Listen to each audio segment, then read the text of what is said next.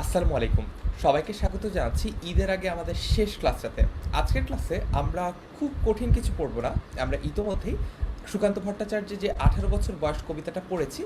আজকের ক্লাসে আমরা এটার এক্সটেনশন পড়ব বা আমরা এটার পাঠ পরিচিতি পড়ব। এটার থেকে কিছু ব্যাকরণগত প্রশ্ন আসে। এই জিনিসটা খুব ইম্পর্টেন্ট, ঠিক আছে? এটা একটু আমরা বোঝার চেষ্টা করি। সেটা হচ্ছে যে আমরা যখন আমাদের এইচএসসি পরীক্ষাটা দেই কিংবা পরবর্তীতে যখন অ্যাডমিশন টেস্ট দেই, আমাদের কিন্তু আলাদা করে কোনো বোর্ড বই ফিক্সড থাকে না। যেটা দেখা যায় যে বেশিরভাগ সময় হয়তোবা 60-70% কোশ্চেনই আসে হচ্ছে এইচএসসির আগে যে লাস্ট বোর্ড বইটা আমরা পাই, অর্থাৎ এসএসসির যে বোর্ড বইটা, ওটা থেকে প্রশ্ন আসে। আর এর বাইরে থেকে কিছু প্রশ্ন আসে, সেগুলো নিয়ে আজকে আমরা আলোচনা করব। অর্থাৎ আজকের ক্লাসটা যেমন বাংলা প্রথম পত্রের জন্য প্রযোজ্য, একইভাবে আজকের ক্লাসটা কিন্তু বাংলা দ্বিতীয় পত্রের জন্য প্রযোজ্য। কারণ দেখা যায় যে বাংলা দ্বিতীয় পত্রে সমাস, সন্ধি, শুদ্ধ বানান এইরকম অনেক কিছু আসে মূলত বাংলা প্রথম পত্রের গল্প বা কবিতা থেকে নিয়ে। অর্থাৎ বাংলা প্রথম পত্রের একটা গল্প বা কবিতা থেকে নেওয়া একটা শব্দ বা একটা বাক্যকে এক্সপ্লেন করতে দেওয়া হয় বাংলা দ্বিতীয় পত্রে। আশা করি ইউ গাইজ আর ক্লিয়ার। তো আমাকে একটু কমেন্টে লিখে জানাও যে কে কোথা থেকে আজকের ক্লাসটাতে জয়েন করেছো। আজকের ক্লাসটা আমরা একটু শর্ট অ্যান্ড কনসাইজ রাখার চেষ্টা করব। কালকে কিছু ফিডব্যাক পেয়েছি যে অনেক অফ টপিকে কথা বলা হয়েছে, অনেকজন অনেক সময় বেশি গল্প করার কারণে ডিস্ট্র্যাক্টেড হয়েছে, অনেকে বলেছে যে বেশি বেশি কমেন্ট পড়া হয়েছে, এটা একটা খারাপ ব্যাপার। তো এই কারণে আজকে আমরা একটু কমেন্টের দিকে কম নজর দিয়ে একদম পড়ার দিকে ফোকাস করবো, ঠিক আছে? আচ্ছা, সো আমাকে আগে একটু comment in the meantime লিখে জানাও যে সব কিছু ঠিকঠাক আছে কিনা, বা তোমরা আমাকে ঠিকঠাক মতো দেখতে ও শুনতে পারছো কিনা। আচ্ছা, সো আমার কথা যদি ঠিকভাবে শোনা যায় তোমরা একটু লিখে জানাও কাইন্ডলি, আমি একটু দেখি। ফেনী থেকে জয়েন করেছে অনেকে, চাঁদপুর, চট্টগ্রাম, বিভিন্ন জায়গা থেকে জয়েন করেছে বন্ধুরা আমাদের সাথে। তোমাদের সবাইকে অনেক ধন্যবাদ। আমরা আজকে একটু পড়ার প্রতি বেশি ফোকাস দিব, কারণ হচ্ছে এটা তোমাদেরই ফিডব্যাক যে কমেন্ট বেশি পড়া হলে তোমাদের আসলে মনোযোগ থাকে না, ক্লাসের মধ্যে মনে হয় যে গল্প করছি, ঠিক আছে? আচ্ছা, তো লেটস গেট স্টার্টেড। আমরা আগের ক্লাসে 18 বছর বয়স, এই যে কবিতাটা 18 বছর বয়স কবিতাটার আমরা কি পড়েছি? আমরা কবিতাটা পড়েছি জাস্ট, আমরা কিন্তু আর কিছু পড়ি নাই, কবিতাটা আর কবি পরিচিতি সম্পর্কে পড়েছি। আচ্ছা, সো সবাই বলছে অল ক্লিয়ার, ঠিক আছে। জিজ্ঞেস করলাম কারণ নতুন একটা ইয়ারফোন কিনেছি, এটা সাউন্ড কীরকম এটা সম্পর্কে আমার আসলে আইডিয়া নেই, তো সাউন্ড এই কারণেই হচ্ছে তোমাদেরকে জিজ্ঞেস করলাম আর কি। আচ্ছা, তো আমরা এখন আজকে আসো পাঠ পরিচিতিটা পড়ি। পাঠ পরিচিতি পড়ার ক্ষেত্রে এমন না যে তোমাদেরকে আমি বাইরে থেকে কিছু পড়াবো, আমি তোমাদেরকে একদম এক্স্যাক্টলি বইয়ে যে জিনিসটা বলা আছে সেই জিনিসটা একটু এক্সপ্লেন করব।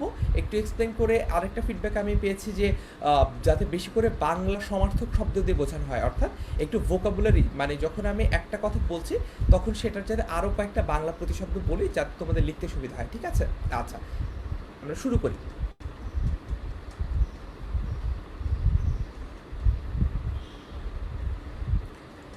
যে কোনো সময় যে কোনো কবিতা পড়লে আমাদের যে জিনিসটা মনে রাখতে হবে সেটা হচ্ছে যে আমাদের উৎসটা সম্পর্কে জানতে হবে। আমাদের কি সম্পর্কে জানতে হবে? উৎস সম্পর্কে জানতে হবে। অর্থাৎ এই কবিতাটা কোথা থেকে নেওয়া হয়েছে? 18 বছর বয়স কবিতাটা, এই যে কবিতাটা রয়েছে এটা ছাড়পত্র কাব্যগ্রন্থ থেকে সংকলন করা হয়েছে। ছাড়পত্র কিন্তু আমরা আগেই কবি পরিচিতি থেকে জানি, ছাড়পত্র সুকান্ত ভট্টাচার্যের একটা খুবই গুরুত্বপূর্ণ বা খুবই উল্লেখযোগ্য কাব্যগ্রন্থ, বিখ্যাত একটা কাব্যগ্রন্থ। এটা হচ্ছে সুকান্ত ভট্টাচার্যের লেখা এবং এটা প্রকাশিত হয়েছে কবে? এটা প্রকাশিত হয়েছে 1948 সালে। আমি মনে রাখতাম ভাষা আন্দোলনের সাথে সম্পৃক্ত করে, কারণ ভাষা আন্দোলনের প্রথম যে কার্যক্রম বা প্রেক্ষাপট এখানে 1948 সালের কিছু ঘটনা আছে। আমি যদি কখনো তোমাদের জেনারেল নলেজ পড়াই তাহলে তোমাদের এই বিষয় নিয়ে বিস্তারিত বলতে পারবো। আজকের ক্লাসে এটা আর ইলাবোরেট করলাম না যে 1948 সালে ভাষা আন্দোলন সংক্রান্ত কী হয়েছে, ঠিক আছে? আচ্ছা, তো আমরা এইটুকু তো মনে রাখতে পারবো, ছাড়পত্র যে কাব্যগ্রন্থটাতে, এই কাব্যগ্রন্থটা থেকে আমাদের সুকান্ত ভট্টাচার্য এই কবিতাটা লিখেছেন, ওখান থেকে সংকলন করা হয়েছে। এখন একটা প্রশ্ন আমি পেয়েছি এরকম, সেটা হচ্ছে যে ভাইয়া আমরা যখন অনেকগুলো গল্প কবিতা পড়বো তখন আমরা কীভাবে মনে রাখবো? মানে আজকে আমি যখন হচ্ছে সুকান্ত ভট্টাচার্যের লেখা 18 বছর বয়স কবিতাটা পড়ছি, কবিতাটার উৎস সম্পর্কে পড়ছি, তখন আমার কাছে মনে থাকছে সব কিছুই। আচ্ছা ঠিক আছে, এটা ছাড়পত্র কাব্যগ্রন্থ থেকে নেওয়া, বা এইটা এরকম ওনার জন্মশালা এত, মৃত্যুশালা এত, মনে রাখবো কীভাবে? এইটার জন্য আমি যে জিনিসটা করতাম সেটা হচ্ছে আমি একটা বড় কাগজ নিতাম, একটা আর্ট পেপারের মধ্যে একদম সিরিয়াল বাই আমার বইতে যতজন সাহিত্যিকের নাম আছে অথবা যতজন গল্পকার বা যতজন যতজন হচ্ছে কবির নাম আছে সিলেবাস অনুযায়ী তাদের নামগুলো লিখতাম, জন্মসালের জন্য একটা কলাম করতাম, মৃত্যুসালের জন্য একটা কলাম করতাম, উল্লেখযোগ্য যে সাহিত্য সেটার জন্য একটা কলাম, উল্লেখযোগ্য পুরস্কার, এইভাবে করে আলাদা আলাদা কলামে তাদের ফিচারগুলো আমি লিখতাম এবং এটা আমি প্রতিদিনই দেখতাম। প্রতিদিনই দেখতে দেখতে আমার কাছে এই জিনিসটা কিন্তু মনে থাকতো। এক নম্বর হচ্ছে আইডিয়া। 2 নম্বর আইডিয়াটা একটু বলি, সেটা হচ্ছে যে এই যে আমি যখন আর্ট পেপারে লিখতাম আমি একটা কাজ করতাম, সেটা হচ্ছে বইয়ের কোন কবিতাটা সিলেবাসে আগে আছে বা কোন কবিতাটা বইয়ের সিরিয়ালে আগে আছে সেটা না দেখে আমি যেটা করতাম সেটা হচ্ছে কোন কবি আগে জন্মগ্রহণ করেছেন, অর্থাৎ কার বয়স বেশি তার সিরিয়ালটা আগে দিতাম। মানে মনে করো কাজী নজরুল ইসলামের জন্মসাল হচ্ছে 1899 আর রবীন্দ্রনাথের জন্ম হচ্ছে 1961, তাহলে সিরিয়াল বাই আমি রবীন্দ্রনাথ ঠাকুরকে আগে রাখতাম, কাজী নজরুল ইসলামকে পরে রাখতাম। এইভাবে করে কিন্তু আমি কাজটা করতাম, ঠিক আছে? আচ্ছা, এরপরে যাই।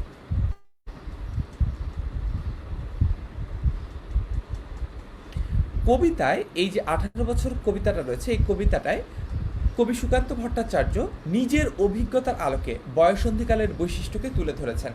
আমাকে একটু তুমি কমেন্টে লিখে জানাতে পারবে যে বয়সন্ধিকাল বলতে তোমরা কি বুঝো? কমেন্টে একটু লিখে জানাও তো দেখি, বয়সন্ধিকাল বলতে তোমরা কি বুঝো?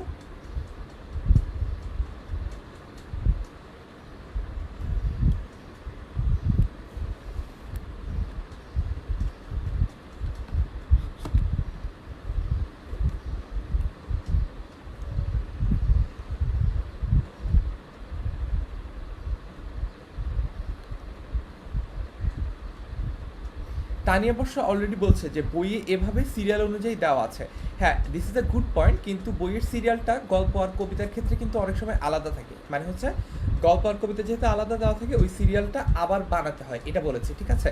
বাট তোমরা যখন একটা গল্পগুলো যখন পড়বে তখন একটা সিরিয়াল তোমরা অলরেডি পাবে, যখন কবিতাগুলো তোমরা আবার পড়বে তখন একটা সিরিয়াল তোমরা অলরেডি পাবে। কিন্তু গল্প আর কবিতা যখন আমি একটা বড় আর্ট পেপার নিয়ে ম্যাচ করছি তখন তোমাকে একটু পরিশ্রম করতে হবে, এটাই আমি বলেছি, ঠিক আছে? আচ্ছা, সো বয়সন্ধিকাল বলতে অনেকে টিনেজ বলছো, 11 থেকে 18 বছর ছেলে মেয়েদের বলছো, অনেক কিছুই বলছো। আচ্ছা, তাহা বলছে একটা বয়সসীমা। আচ্ছা, তারপর হচ্ছে খায়রুল ইসলাম বলছে কিশোর থেকে তরুণ বয়সে পদার্পণের সময়। তারপরে দেওয়ান বলছে 14 থেকে 29। আচ্ছা, ঠিক আছে, অনেকগুলো কমেন্ট আমরা পেয়েছি। অ্যাকর্ডিং টু ইয়োর ফিডব্যাক খুব বেশি কমেন্ট পড়া যাবে না, কম কমেন্ট পড়বো, নাম তো বলাই যাবে না কারণ একজনের নাম বললে তোমরা আরেকজন মন খারাপ করো, এই জন্য। আচ্ছা, এখন বলি, বয়সন্ধিকাল মানে হচ্ছে যে যখন একটা মানুষ কৈশোর থেকে তারুণ্যে উত্তীর্ণ হয় তখন দেখা যায় যে তার শারীরিক অনেক চেঞ্জেস আসে, তার মানসিক অনেক চেঞ্জেস আসে। যেমন তোমাদেরকে যদি আমি বলি যে একটা সময় হতো যে আমি যখন ছোট ছিলাম আমি অনেক কিছু খেতাম না, মানে অনেক কিছু খেতাম না বলতে হচ্ছে দেখা যায় যে ওই ঢ্যাঁড়স, পটল, এই টাইপের খাবারগুলো আমি একদমই খেতাম না। তারপর দেখা গেল যে যখন আমি আস্তে আস্তে বড় হলাম, একটা ফানি এক্সাম্পল দিচ্ছি, তোমরা আশা করি অন্যান্য এক্সাম্পলগুলো নিজেরা অনেক রিলেট করতে পারবে যেহেতু তোমরা নিজেরা এই সময়টার মধ্যে দিয়ে যাচ্ছ এখন। আচ্ছা, তো একটু বড় হওয়ার পর এখন দেখা গেল যে আমি ঢ্যাঁড়স, পটল সব কিছুই খাই। আমি হচ্ছে এরপরে দেখা যায় যে মা বললে বাঙ্গিও খাওয়ার চেষ্টা করি। তো এইরকম আর কি, যখন বয়সের পরিবর্তন হয় তখন অনেক কিছু পরিবর্তন দেখা যায় শারীরিক এবং মানসিক। অন এনাদার নোট, আজকে মা দিবস, তো তোমরা সবাই তোমাদের মাদেরকে শুভেচ্ছা জানাতে পারো। আমাদের ক্লাসেও তোমরা কমেন্ট করে জানাতে পারো যে তোমাদের মাদেরকে আজকে কিভাবে তোমরা উইশ করবে বা আজকের দিনটা তোমরা কিভাবে কাটবে। একটা কাজ করো, আজকে তোমরা সবাই তোমাদের মাদেরকে ইফতার বানাতে কিন্তু সাহায্য করতে পারো। মানে ফেসবুকে একটা উইশ করাচ্ছে হয়তো বা ইফতার বানানোতে হেল্প করাটা তার জন্য আরও অনেক গ্র্যাটিফিকেশন নিয়ে আসবে, ঠিক আছে? আচ্ছা, অফ টপিকে আর কথা বলবো না, পরের পয়েন্টটা পড়ি। কৈশোর থেকে যৌবনে পদার্পণের এই যে বয়সটা, অর্থাৎ 18 বছর বয়স সীমাটা যে বোঝানো হচ্ছে, এই বয়সটা উত্তেজনার বা এক্সাইটমেন্টের প্রবল আবেগ ও উচ্ছ্বাসে জীবনের ঝুঁকি নেবার উপযোগী। তার মানে এই যে বয়সটা রয়েছে এই বয়সটা হচ্ছে অনেক বেশি ইম্পর্টেন্ট, কারণ হচ্ছে এই বয়সে আমরা একটা ট্রানজিশন দেখি। ট্রানজিশন মানে কি? ট্রানজিশন মানে হচ্ছে একটা পরিবর্তন দেখি। উত্তেজনার বলতে বোঝানো হচ্ছে যে অনেক এক্সাইটমেন্ট কাজ করে, প্রবল আবেগ কাজ করে, তার মানে হচ্ছে মানুষ অনেক ইরেশনাল ডিসিশন নেয়। ইরেশনাল মানে কি জানো? মানে হচ্ছে অযৌক্তিক ডিসিশন নেয়।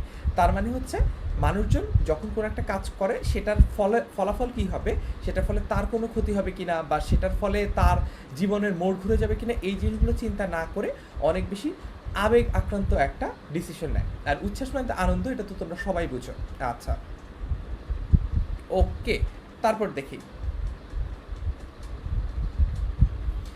এ বয়স অদম্য দুঃসাহসের সকল বাধা বিপদকে পেরিয়ে যাওয়ার এবং অন্যায়ের বিরুদ্ধে মাথা উঁচু করে দাঁড়াবার জন্য প্রস্তুত।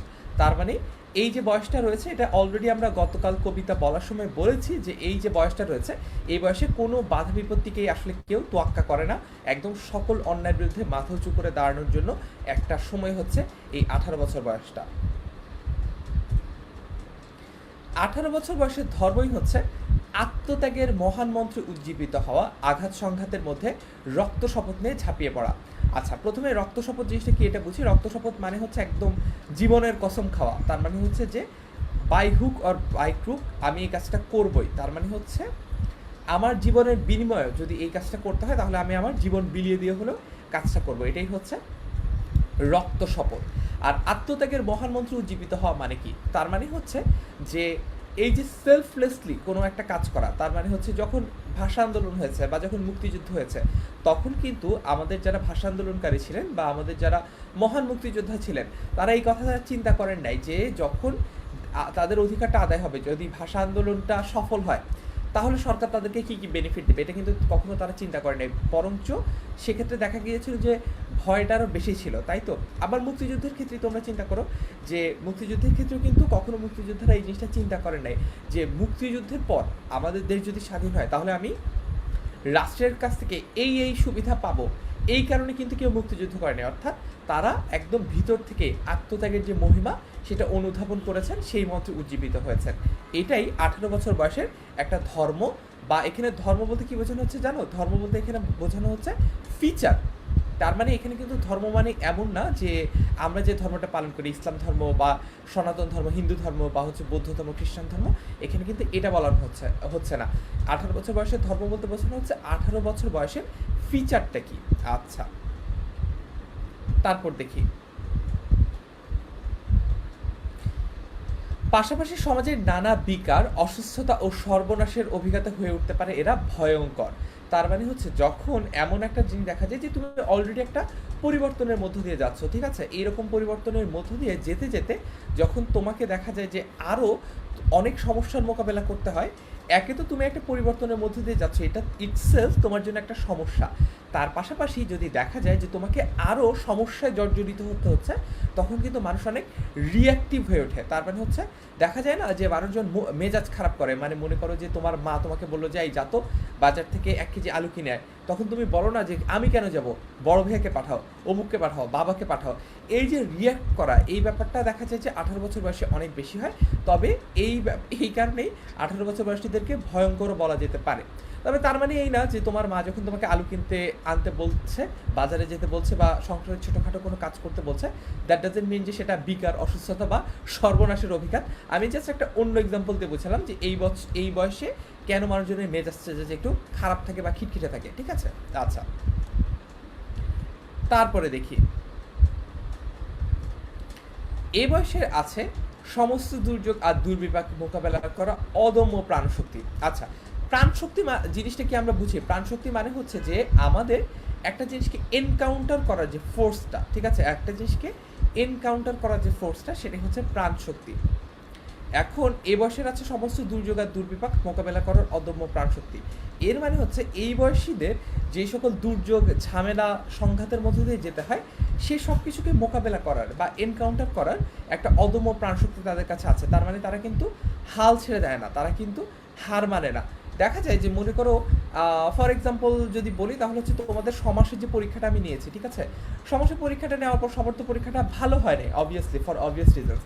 তার মানে কি এই যে তোমরা হাল ছেড়ে দিয়েছো? তার মানে কি এই যে তোমরা পরের পরীক্ষাগুলো ভালোভাবে দিবা না? এই যে তোমার জন্য একটা লার্নিং লেসন, এই লার্নিং লেসনটা কিন্তু তুমি নিয়েই কাজটা এগোতে পারছো, তাই তো? এইটাই হচ্ছে তোমার জন্য শেখার বিষয়। আচ্ছা, তারপরে এরপর একটু দেখি। যৌবনের উদ্দীপনা, সাহসিকতা, দুর্বার গতি, নতুন জীবন রচনার স্বপ্ন এবং কল্যাণব্রত এসব বৈশিষ্ট্যের জন্য কবি প্রত্যাশা করেছেন নানা সমস্যাপীড়িত দেশে তারুণ্য ও যৌবন শক্তি যেন জাতীয় জীবনের চালিকা শক্তি হয়ে দাঁড়ায়। অর্থাৎ এই লাইনটার মাধ্যমে আমরা কি বুঝলাম? এই লাইনটার মাধ্যমে আচ্ছা এই লাইনটার মাধ্যমে আমরা যেটা বুঝতে পারলাম সেটা হচ্ছে যে এখানে অনেকগুলো কম্পোনেন্টের কথা বলা হচ্ছে, ঠিক আছে? তো এই কম্পোনেন্টগুলোর মাধ্যমে বলা হচ্ছে যে আমরা কি করতে পারি, আমরা দেশের সেবায় কীভাবে নিজেদেরকে নিয়োজিত করতে পারি। আমরা যখন দেশের সেবায় নিজেদেরকে নিয়োজিত করব তখন কিন্তু এই যে আমাদের তারুণ্যের শক্তিটা, এই তারুণ্যের শক্তিটাই দেখা যাবে যে আমাদের দেশের ক্ষেত্রেও রিফ্লেক্টেড হবে। তার মানে আমাদের দেশটাও একটা তরুণ দেশের মতো চলবে যখন কিনা একদল তরুণ এই দেশটাকে পরিচালনা করবে, ঠিক আছে? আচ্ছা, তারপর দেখি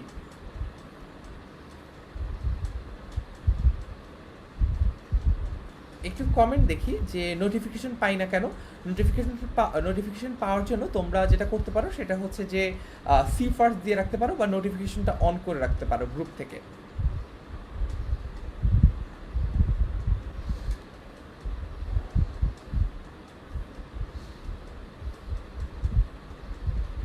আচ্ছা, ঠিক আছে। সো অনেকেই কমেন্ট করছো যে বুঝতে পেরেছো, ঈদ মোবারক বলছে নিলয়। ঠিক আছে, আমরা তাহলে পরের অংশটাতে যাই, ঠিক আছে? আচ্ছা,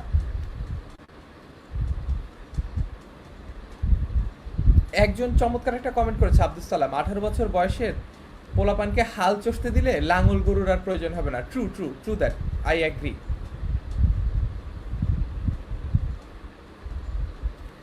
সিফাত শিয়াব বলছে আরও পরীক্ষা চাই। হ্যাঁ, পরীক্ষা নেওয়া হবে, ঠিক আছে, সমস্যা নাই।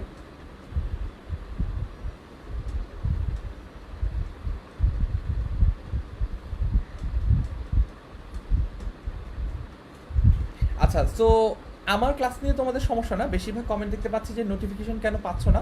নোটিফিকেশন আমরা তো আর তোমাদের নোটিফিকেশন বন্ধ করে রাখি না, এটা ফেসবুক অ্যালগোরিদম। তো তোমরা যেটা করতে পারো সেটা হচ্ছে গ্রুপ থেকে এসে নিজেরা ম্যানুয়ালি নোটিফিকেশনটা অন করে দিতে পারো, ঠিক আছে? আচ্ছা, তারপর দেখি এখন আমরা কিছু গুরুত্বপূর্ণ তথ্য জানবো। এই গুরুত্বপূর্ণ তথ্য এইচএসসির জন্য যেমন গুরুত্বপূর্ণ, একই রকমভাবে কিন্তু অ্যাডমিশন টেস্টের জন্য গুরুত্বপূর্ণ। আর গতকাল আমি একটা কথা তোমাদেরকে অলরেডি বলেছিলাম, সেটা হচ্ছে যে আমরা আজকে মূলত এইচএসসির চেয়েও একটু আগবাড়ি অর্থাৎ অ্যাডভান্স কিছু কোশ্চেন সলভ করবো, এবং সেই প্রশ্নগুলো হচ্ছে কিসের? অ্যাডমিশন টেস্টের। কেন? কারণটা বলেছিলাম, কারণ হচ্ছে তুমি যখন অ্যাডমিশন টেস্টের কোশ্চেন সলভ করবা দ্যাট মিনস যে তোমার কাছে অলরেডি তুমি ওই ডিফিকাল্টি লেভেলটা ডিল করতে পারবা। তার মানে হচ্ছে দেখা যায় যে এসএসসির প্রশ্ন হচ্ছে এইচএসসির প্রশ্ন একটু টাফ, আর এইচএসসির প্রশ্ন হচ্ছে আবার অ্যাডমিশন টেস্টের প্রশ্ন আরেকটু টাফ। তার মানে তুমি যদি সবচেয়ে টাফ যেটা অ্যাডমিশন টেস্ট সেটা কিভাবে প্রশ্নটা আসে সেটাকে ডিল করতে পারো, তোমার জন্য এইচএসসি পরীক্ষা প্রশ্ন কোনো ব্যাপারই না, ঠিক আছে? আচ্ছা, দেখি প্রথম যে তথ্যটা আমাদের জানতে হবে সেটা হচ্ছে 18 বছর বয়স, মাত্রাবৃত্ত ছন্দে রচিত। এটা একটু মনে রাখি। হ্যাঁ, আমি তোমাদের যদি সম্ভব হয় ছন্দের উপর আলাদা একটা ক্লাস নেব, ঠিক আছে? তোমরা যদি চাও ছন্দের উপর আমি আলাদা একটা ক্লাস নেব, একটু কমেন্টে লিখে জানাবা যে ছন্দের উপর কি তোমরা আলাদা ক্লাস চাও কিনা। আজকে এক্সপ্লেন করা সম্ভব না, দুইটা রিজন। এক হচ্ছে ছন্দের উপর আমার প্রিপারেশন নেওয়া নাই এখন পুরোপুরি, আমি মোটামুটি বুঝি ছন্দ বলতে আসলে কি বোঝায়। আর আরেকটা রিজন হচ্ছে যে আজকে আসলে সময় হবে না যে শুধুমাত্র ছন্দ বোঝানোর। একটু কমেন্টে লিখে জানাও যে তোমরা কি আলাদা ছন্দের উপর একটা ক্লাস চাও কিনা।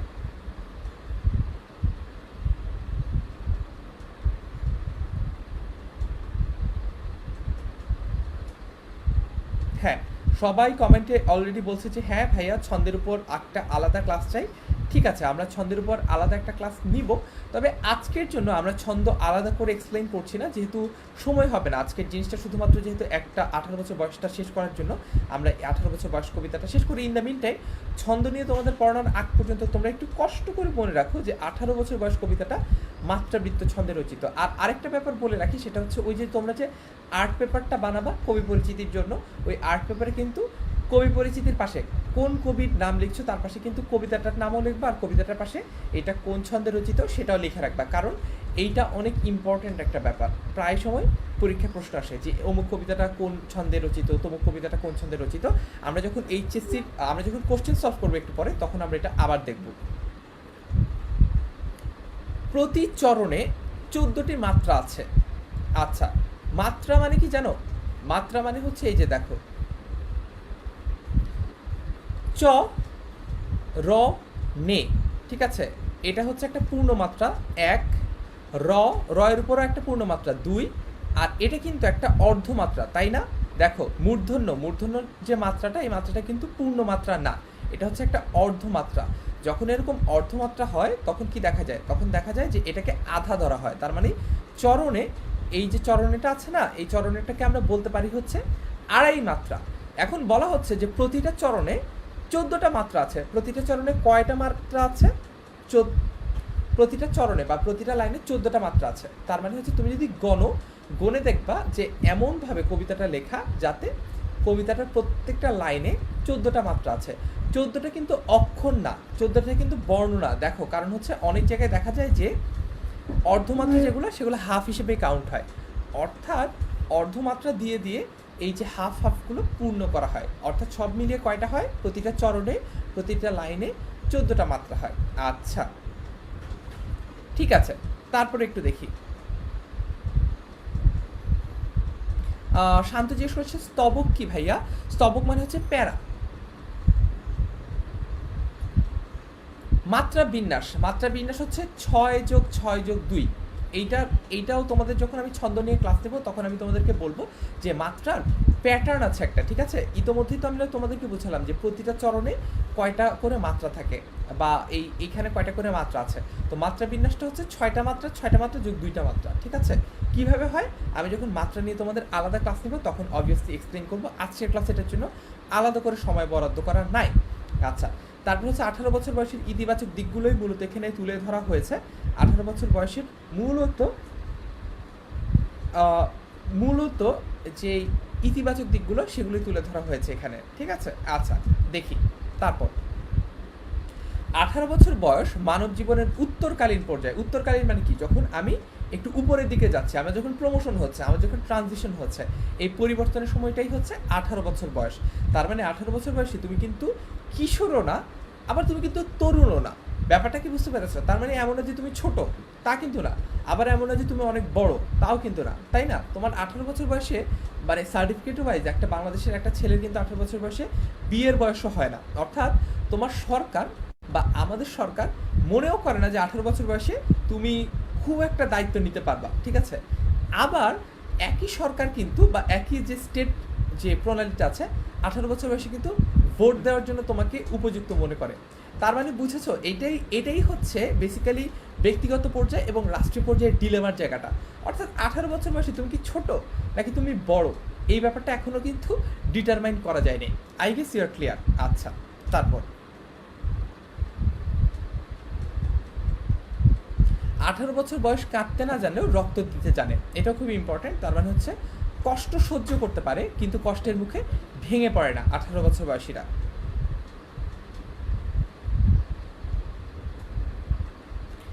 এখন আমরা যে জিনিসটা অলরেডি বলেছি সেটা একটু পড়বো। সেটা কি? আমরা যে জিনিসটা অলরেডি পড়েছি সেটা একটু পড়বো। সেটা হচ্ছে যে সন্ধি। মানে সন্ধির ব্যাপারটা কীরকম সেটা একটু বলি। আমাদের বাংলা প্রথম পত্র থেকেই বিভিন্ন শব্দ পিক করে এইচএসসি এবং অ্যাডমিশন টেস্টে আবার প্রশ্ন আসে। তার মানে সরাসরি কিন্তু তোমার বাংলা দ্বিতীয় পত্রে যেহেতু কোনো বই নাই, ফিক্সড কোনো বই যেহেতু নাই, কোথা থেকে এক্সাম্পলগুলো পিক করা হয়? এক্সাম্পলগুলো পিক করা হয় আমাদের বাংলা প্রথম পত্রের বই থেকে। এই কারণেই আজকে যে বাংলা প্রথম পত্রের ক্লাসটা, এটাতে অনেক বেশি কিন্তু বাংলা দ্বিতীয় পত্রেরও প্রভাব থাকবে। অর্থাৎ আমরা একটু মিলিয়ে মিশিয়ে পড়বো, যাতে করে তোমরা যখন বাংলা দ্বিতীয় পত্র পরীক্ষাটা দিতে যাবে, যখন এই এক্সাম্পলগুলো তোমাদেরকে পরীক্ষার প্রশ্নে দেওয়া হবে, তোমরা যাতে ঘাবড়ে না যাও। তার মানে তোমরা যাতে এই এক্সাম্পলগুলোর সাথে আগে থেকেই পরিচিত হও, ঠিক আছে? আচ্ছা, ঠিক আছে, তারপরে একটু দেখি কি কি সন্ধি নিয়ে আমরা এখানে পড়বো। এখানে কয়েকটা শব্দ আছে, দেখো। এই যে দুর্যোগ, দুর্বার, দুর্বিষহ, দুর্ব্যবহার, দুঃসাহস, এই যে সন্ধিযুক্ত বা সন্ধিবদ্ধ শব্দগুলো আছে, এগুলো কিন্তু আমরা আগেও পড়েছি, তাই না? দুর্যোগ, দুর্বার, দুর্বিষহ, দুর্ব্যবহার, দুঃসাহস, এগুলো সবগুলোই দেখা গেছে যে আমরা বিসর্গ সন্ধির ক্ষেত্রে পড়েছি সবগুলোই। কিন্তু এইগুলো ইম্পর্টেন্ট কেন এটা আমি আগে জানতাম না, তাই তো? মানে ব্যাপারটা হচ্ছে কি যে এগুলো এইচএসসি পরীক্ষার সময় আমরা অনেক সময় দেখেছি যে প্রশ্ন এসেছে, কিন্তু আমি জানতাম না যে এটা আসলে কেন ইম্পর্টেন্ট বা কোথা থেকে পড়বো। সো আজকে তোমাদেরকে আমি ব্যাপারটা ডিসক্লোজ করে দিচ্ছি। এই জিনিসগুলো মূলত আসে বাংলা প্রথম পত্রের যে বই, বাংলা প্রথম পত্রের বইয়ের ব্যবহৃত যে শব্দ বা বাক্যগুলো সেগুলোকে এক্সাম্পল হিসেবে নিয়েই কিন্তু এগুলো আসে, ঠিক আছে? আচ্ছা, তো দেখি কি কি সন্ধি আমাদের মনে রাখতে হবে। আমাদের মনে রাখতে হবে হচ্ছে দুর্যোগ। দুর্যোগের সন্ধি বিচ্ছেদ কি? দুঃ যোগ যোগ, দুঃ যোগ যোগ, ঠিক আছে? দুর্যোগ। দুর্বার, দুঃ যোগ বা। দুর্বিষহ কি? দুঃ যোগ বিষহ এবং দুঃ যোগ ব্যবহার এবং দুঃ যোগ সাহস। আচ্ছা, এখন একটা জিনিস একটু বুঝি, সেটা হচ্ছে যে সন্ধি বিচ্ছেদে, যেহেতু তোমাদেরকে আমি আলাদা করে সন্ধি পড়াই নাই, তোমাদেরকে এই ট্রিকটা বলা হয় নাই, তোমরা কি চাও যে সন্ধি সহজে মনে রাখার একটা ট্রিক তোমাদেরকে আমি জানাই? তা যদি চাও এটা একটু কমেন্টে লিখে জানাও, আমি একটু দেখি। কমেন্টে একটু লিখে জানাও যে সন্ধি সহজে মনে রাখার, সন্ধির যে বিচ্ছিন্ন দুটো পদ আছে, এই দুটো পদ সহজে মনে রাখার কোনো সহজ উপায় আছে কিনা, এটা তোমাদেরকে আমি বলবো কিনা, তোমরা শুনতে চাও কিনা, সেটা একটু লিখে জানাও।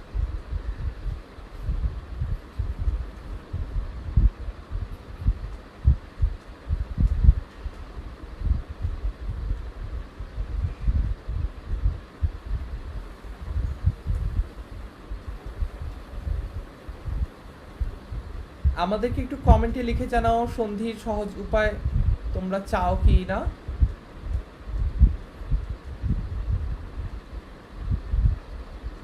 আচ্ছা, অবশ্যই চাই বলছে।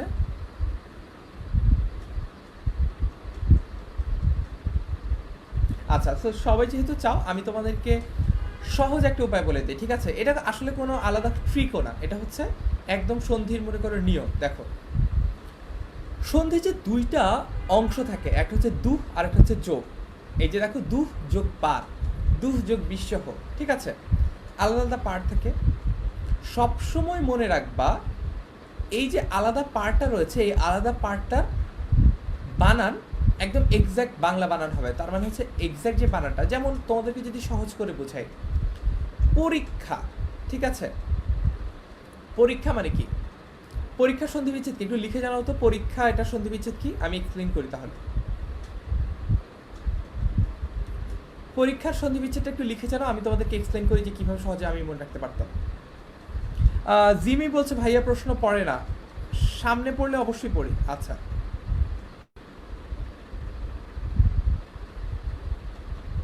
একটু পরীক্ষা এই শব্দটার সন্ধি কি হবে একটু লিখে জানাও।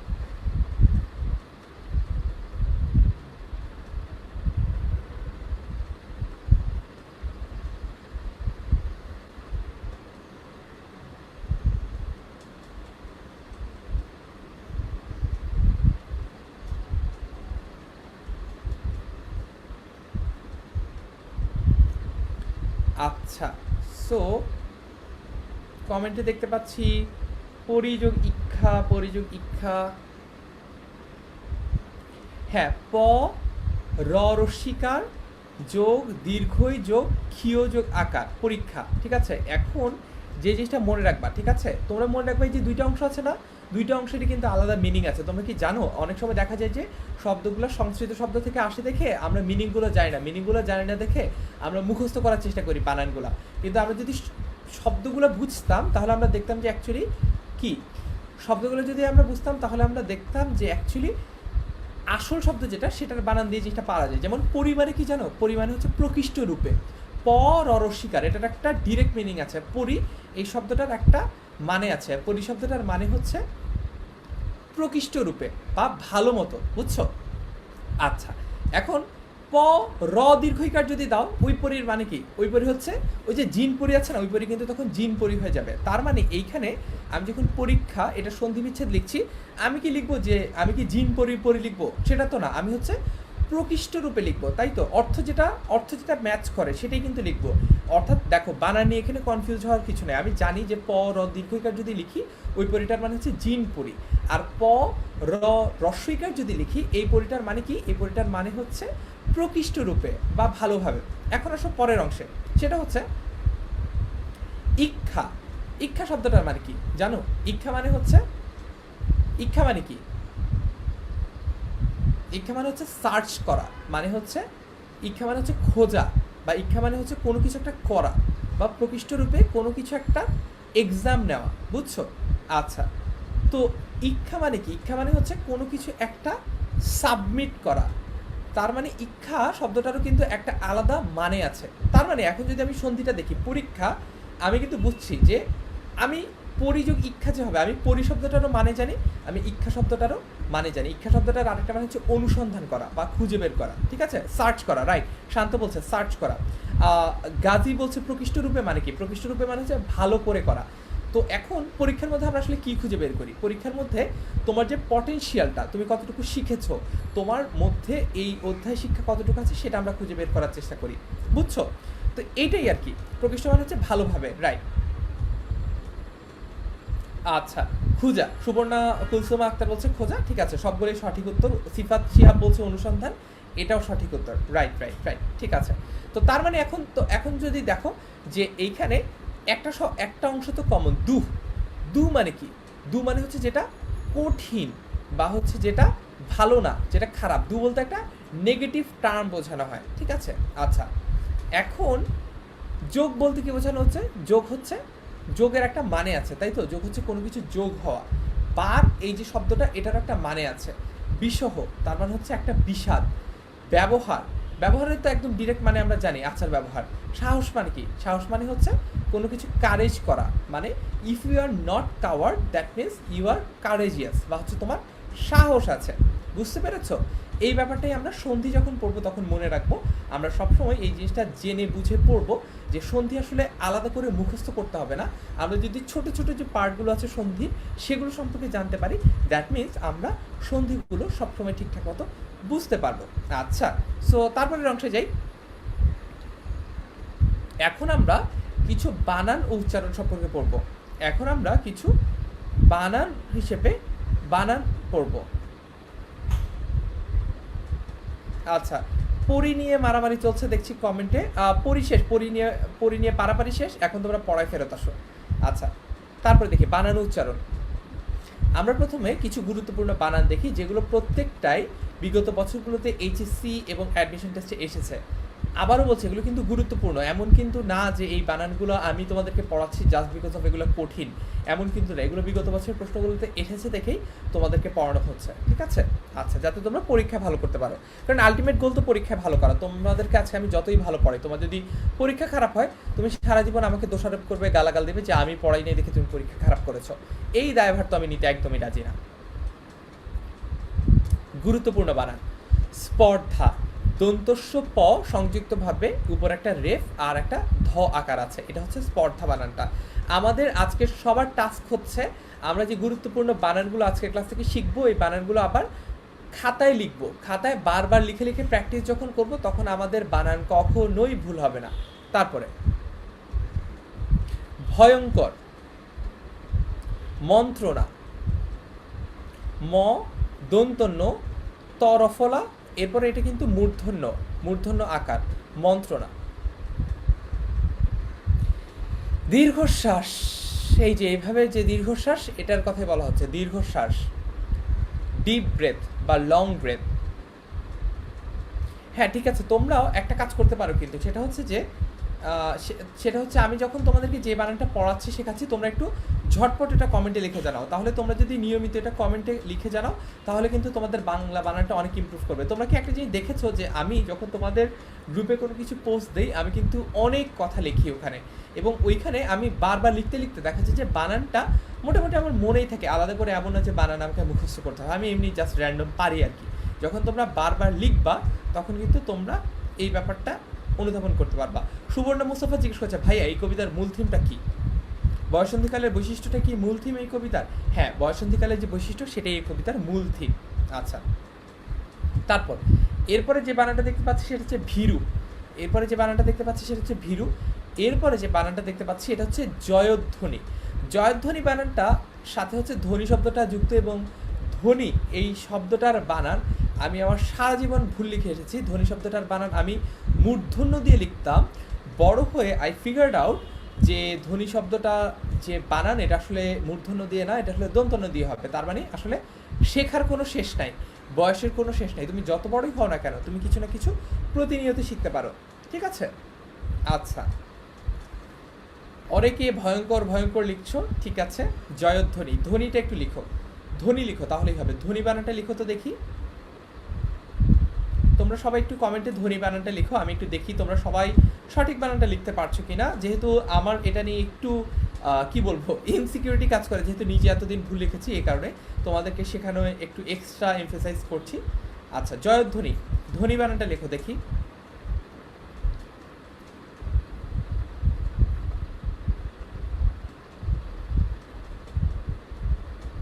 ধ্বনি, হ্যাঁ সুলতান আপু বুঝতে পেরেছি ইনস্ট্রাকশনটা, ধ্বনি লিখেছে। ওকে, নুরজাহা সবগুলো বানান লিখেছে। আচ্ছা ঠিক আছে, তোমরা সবাই সঠিক বানানটাই লিখছো। একজন ধ্বনি হিসেবে রিচ লিখে ফেলেছে, এই ধরনের ভুল করলে হবে না। আচ্ছা ঠিক আছে, এরপরে দেখি সংশয়। সংশয় বানানটা কি দিয়ে? এটা কিন্তু তালব্যস্য দিয়ে। এটাকে আমরা অনেকে ভুল উচ্চারণ করি, আমরা কি বলি জানো? আমরা উচ্চারণ করছি তালিব্যাস্য, মানে দেয়ার ইজ নাথিং কট তালিব্যাস্য। এটা হচ্ছে তালব্য স।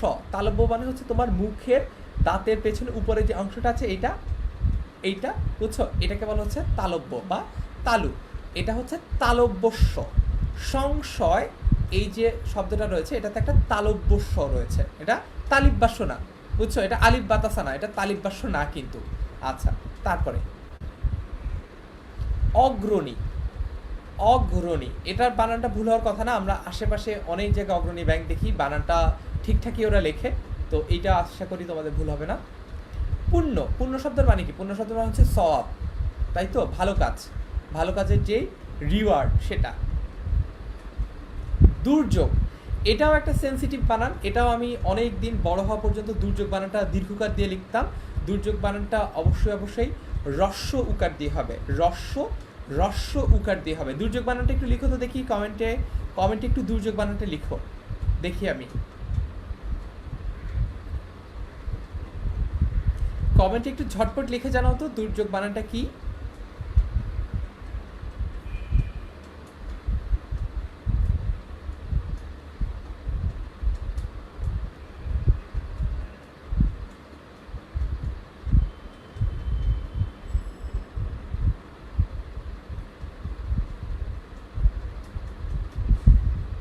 কমেন্টে একটু লিখে জানাও দেখি দুর্যোগ বানানটা তোমরা পারো কিনা।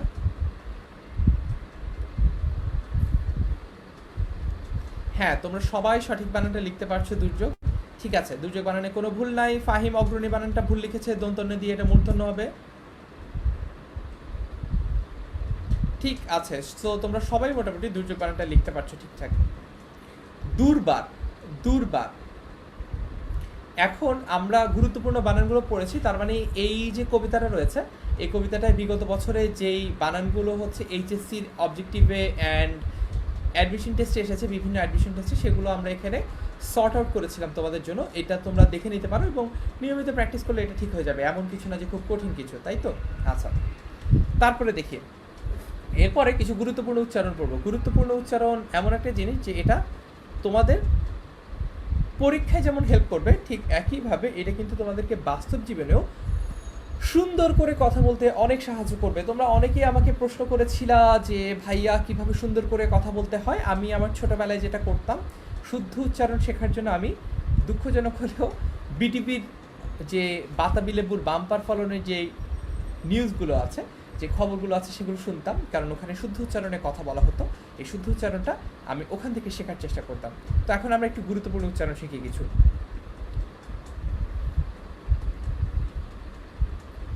বছর, এই যে বছর, এটা লেখা হচ্ছে এভাবে, কিন্তু উচ্চারণটা কিন্তু এভাবে হচ্ছে বছর, বছর। এটা কিন্তু আমরা বলি না বছর, বছর কি বলি? বছর তো বলি না, বছরও তো বলি না। এটা আমরা কি বলি? মানে আমরা যেভাবে বাছুর বলি সেভাবে কিন্তু আমরা বলি না, আমরা বলছি বছর। আচ্ছা র এর নিচে একটা রেফ আছে। লক্ষ্য, যখন একটা ক্ষিয় আছে এটার উচ্চারণ হচ্ছে ক আর খকার, লক্ষ্য, লক্ষ্য। অসহ্য, অসহ্য কি উচ্চারণটা দেখো, অ তালব্যস্য ওকার, বর্গীয় জ, ঝ ওকার, অসহ্য, অসহ্য। ঠিক আছে, এমন না যে তোমাদেরকে এই বানানটা মনে রাখতে হবে, তোমরা যদি শুদ্ধ উচ্চারণটা পারো যখন তোমাদের পরীক্ষায় আসবে তখন তোমরা নিজেরাই ফিগার আউট করতে পারবে যে এটা এখানে কোন উচ্চারণটা হবে বা অপশনের কোনটা কারেক্ট হবে। দুঃসহ, দেখো এখানে একটা ইন্টারেস্টিং ব্যাপার, এখানে যে দুঃসহটা আছে এটা বানানটা দন্তস্ব দিয়ে কিন্তু উচ্চারণটা তালব্যস্ব দিয়ে, দুঃসহ, এটা কিন্তু দুঃসহ না, বুঝছো? বানান অনুযায়ী এটা হওয়া উচিত কিন্তু দুঃসহ, দুঃসহ, তাই না? দুঃসহ কিন্তু আমরা উচ্চারণ করি না, আমরা বলি দুঃসহ। এই যে তালব্যস্বটা একটু শার্পভাবে উচ্চারণ করছি, এটাই কিন্তু উচ্চারণ আর বানানের মধ্যে পার্থক্য। তারপরে তীব্র, তীব্র, শূন্য, শূন্য, শূন্য, বয়স, এটাও কিন্তু আমরা দেখো এখানেও কিন্তু বানানটা দন্তস্ব দিয়ে কিন্তু উচ্চারণটা তালব্যস্বর, এটা কিন্তু আমরা বলি না যে বয়স, বয়স কি বলি?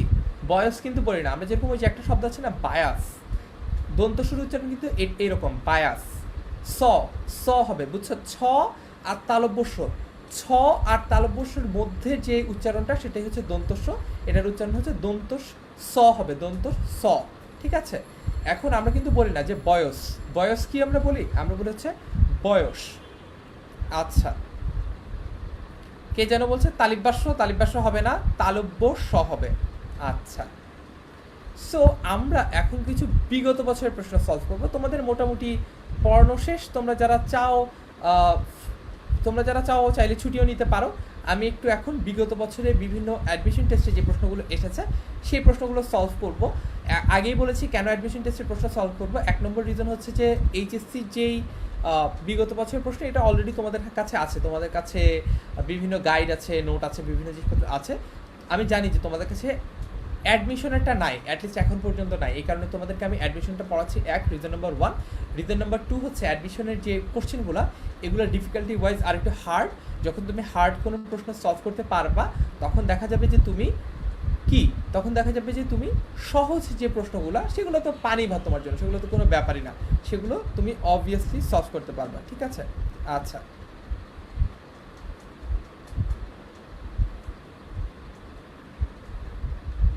আচ্ছা দেখি এখন বিগত বছরের প্রশ্ন।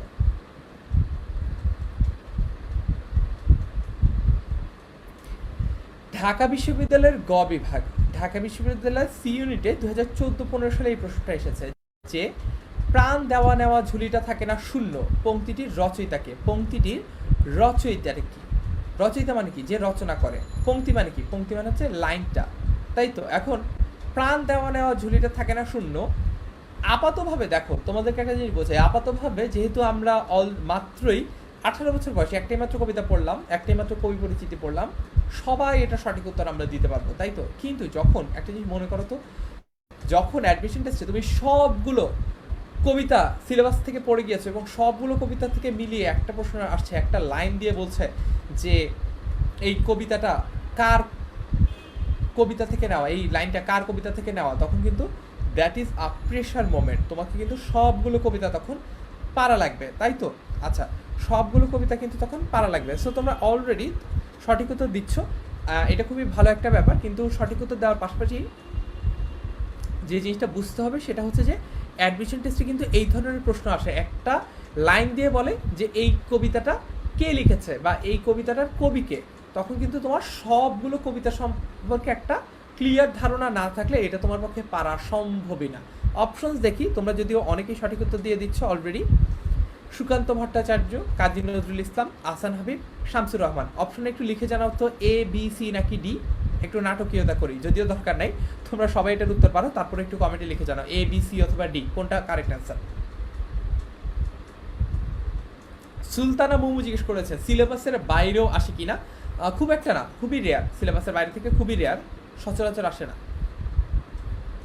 রিয়ান রহমান বলছে এ, তিথি বলছে এ, অনেকগুলো এ কমেন্ট পাচ্ছি আমি, ঠিক আছে।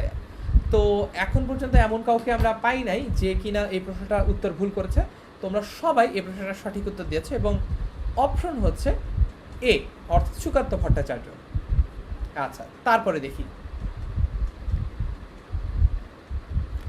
18 বছর বয়সী কি নেই। দেখো এটাও কিন্তু একটা ইম্পর্টেন্ট প্রশ্ন। ঢাকা বিশ্ববিদ্যালয়ের ক বিভাগে 2013-14 সালে এবং ঘ বিভাগে 2014-15 সালে প্রশ্নটা এসেছে। এইটা কিন্তু একটা ক্লিয়ার ইন্ডিকেশন যে ঢাকা বিশ্ববিদ্যালয়ের পরীক্ষায় প্রশ্ন রিপিট হয়। ঢাকা বিশ্ববিদ্যালয়ের পরীক্ষায় প্রশ্ন একই প্যাটার্ন থেকে যেমন আসে, একই জায়গা থেকে যেমন আসে, ঠিক একইভাবে ঢাকা বিশ্ববিদ্যালয়ের প্রশ্ন কিন্তু রিপিটও হয়। ঠিক আছে, আচ্ছা। ঐশী জিজ্ঞেস করছে, স্যার এত কবিতার লেখকের নাম মনে রাখবো কীভাবে? ওই যে যেটা শুরুতেই বললাম, একটা আর্ট পেপারে আলাদা করে লিখে রাখবে রুটিনের মতো। আচ্ছা দেখি 18 বছর বয়সে কী নেই অপশনস। হতাশা, সংশয়, ভয়, নিরাশা। একটু অপশনে লিখে জানাও, ঝটপট অপশনে লিখে জানাও কোনটা সঠিক উত্তর। হতাশা, সংশয়, ভয়, নিরাশা। অপশন দেখি। মন্দিরা ব্যানার্জি সবার আগে বলেছে সংশয়।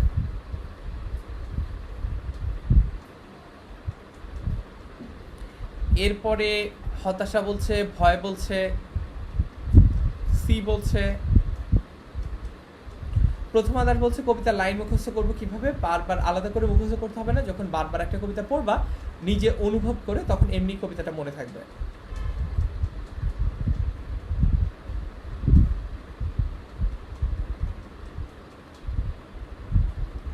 বলো দেখি, কমেন্টে লিখে জানাও তো। কমেন্টে দেখতে পাচ্ছি অনেক বন্ধুরা অনেক কমেন্ট করছো। ঠিক আছে, সঠিক উত্তর হচ্ছে অপশন সি, 18 বছর বয়সে কোনো ভয় নাই। ঠিক আছে, তার মানে 18 বছর বয়স কিন্তু ভয় পায় না। এখন উত্তরে সংশয়টাও হতে পারে, সংশয় যে হতে পারে না তা কিন্তু না, কিন্তু এটা যে কারেক্ট অ্যান্সারটা ঢাকা বিশ্ববিদ্যালয় থেকে প্রোভাইড করা হয়েছিল বা ঢাকা বিশ্ববিদ্যালয়ে যেটা একসেপ্ট করা হয়েছিল সেটা হচ্ছে ভয়। এই কারণে আমরা মনে রাখবো যে এখানে এই জিনিসটা আসলে ভয় হবে। ঠিক আছে, আচ্ছা তারপরে দেখি। 18 বছর বয়স বাঁচে ঢাকা বিশ্ববিদ্যালয়ের খ বিভাগে 2013-14 সালে প্রশ্নটা এসেছে। ঢাকা বিশ্ববিদ্যালয়ে খ বিভাগে বি ইউনিটে 2013-14 সালে প্রশ্নটা এসেছে যে এ বিপদের মুখে, বি দুর্যোগে আর ঝড়ে, সি শপথের কোলাহলে এবং ডি লক্ষ্য দীর্ঘশ্বাসে। একটু অপশনটা লিখে জানাও তো দেখি।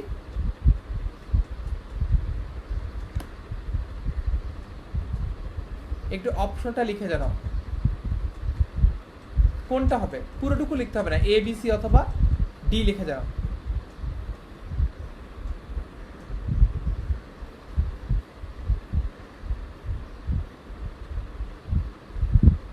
এ বি সি অথবা D.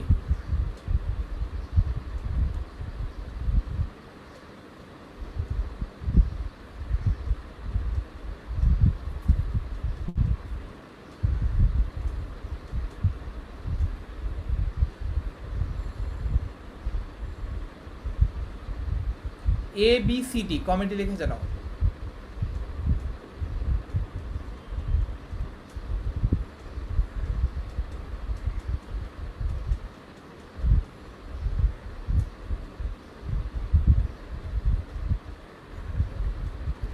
A B C D দেখি কমেন্টে একটু লিখে জানাও।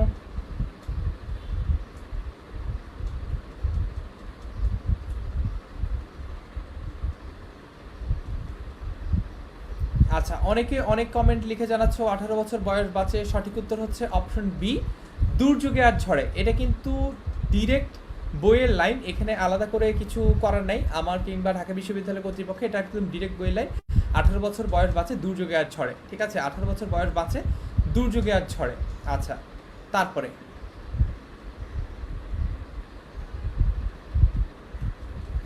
সুকান্ত ভট্টাচার্য 18 বছর বয়স কবিতায় পদাঘাতে বা পায়রাঘাতে কি ভাঙতে চেয়েছেন? পায়রাঘাতে কি ভাঙতে চেয়েছেন? ঢাকা বিশ্ববিদ্যালয়ের ক বিভাগে 2011-12 সালে এই প্রশ্নটা এসেছে। ঢাকা বিশ্ববিদ্যালয়ের ক বিভাগে 2011-12 সালে প্রশ্নটা এসেছে। ঠিক আছে, অপশন এ পাথর, বি সংশয়, সি শিকল এবং ডি অট্টালিকা। কমেন্টে একটু ঝটপট লিখে জানাও। আর তোমরা একটু লিখে জানাও যে 4-এর এ, 4-এর বি, 4-এর সি, 4-এর ডি, কারণ কোনটা অপশনের উত্তর কোনটা কে কীভাবে দিচ্ছ বুঝতে পারা যাচ্ছে না।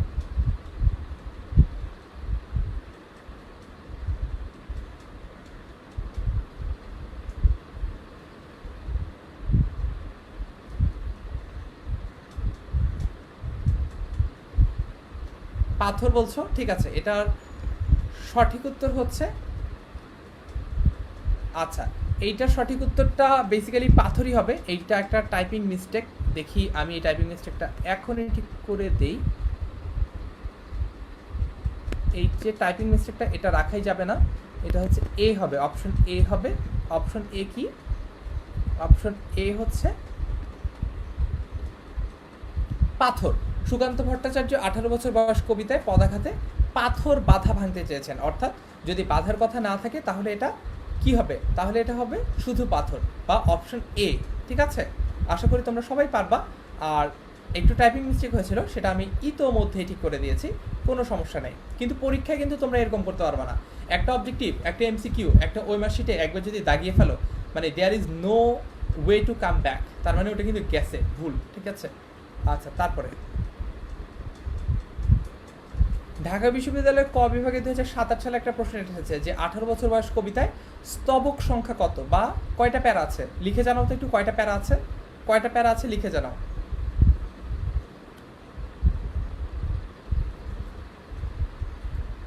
কয়টা প্যারা আছে 18 বছর বয়স কবিতায়? একজন লিখে জানিয়েছে 32টা প্যারা আছে। 32টা প্যারা নাই। জিমি বলছে 8টা প্যারা, ঐশী বলছে 5 প্যারা, স্বাধীন বলছে 4 প্যারা, ফারদিন বলছে 5 প্যারা।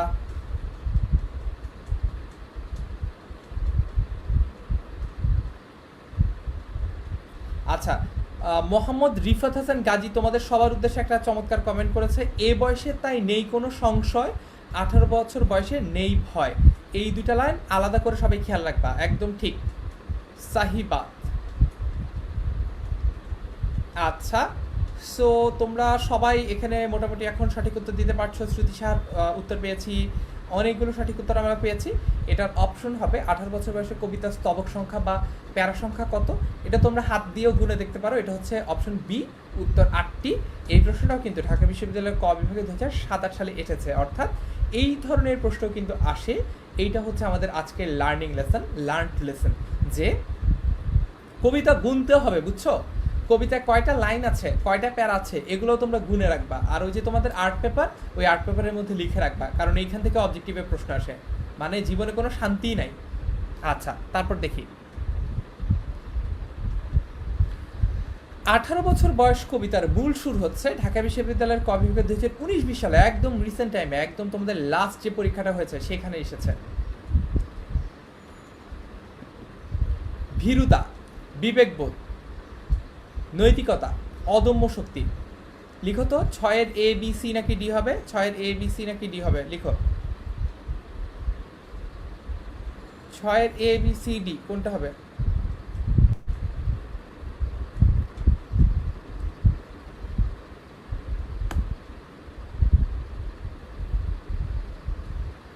ছয়ের এ বি সি ডি কোনটা হবে?